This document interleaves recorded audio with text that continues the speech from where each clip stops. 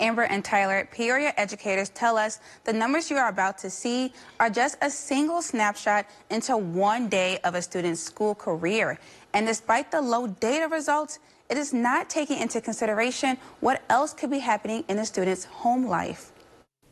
1% of students at Manual High School, 3% at Peoria High, and 31% of students at Richwoods are reading at grade level, according to new state numbers for the past academic year.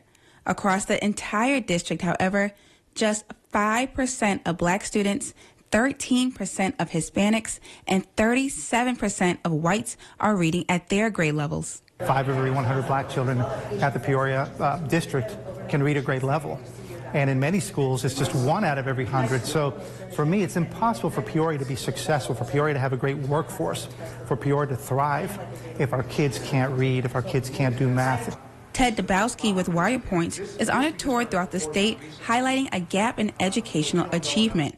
During his stop in Peoria, he broke down these latest numbers, showing public school students right here in the city are not reaching the state's benchmarks. If a child can't read at grade level in the 3rd grade, he or she won't have success. They'll have struggled to do English in the 5th grade, science in the 7th grade.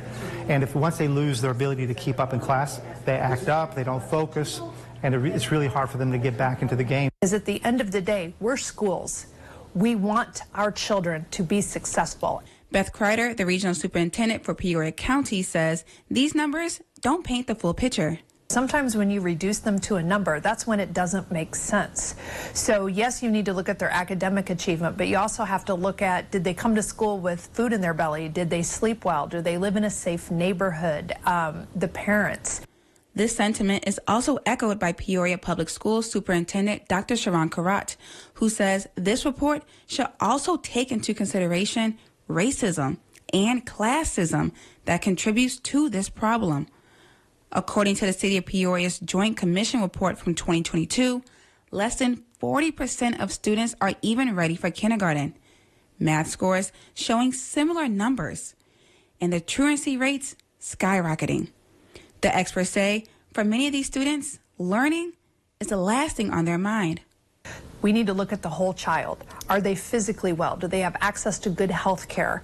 Are they eating? Is there a food desert? Are they being supported with nutrition? Were they ready for the test? Were they ready that day? Did they sleep well? Did they eat breakfast? So there's so many things that happen on one day of the year that go into these school report cards, and you really don't get a true picture of what's going on over the course of the whole year.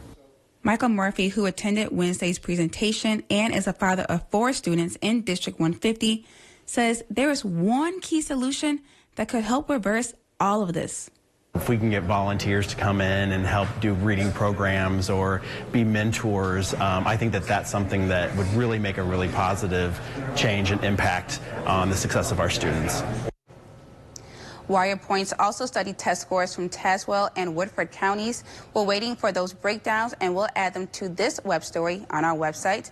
Just last week, Governor J.B. Pritzker signed a bill into law to address the needs of the whole child, in part through the lens of trauma-informed teaching and learning. Amber, Tyler.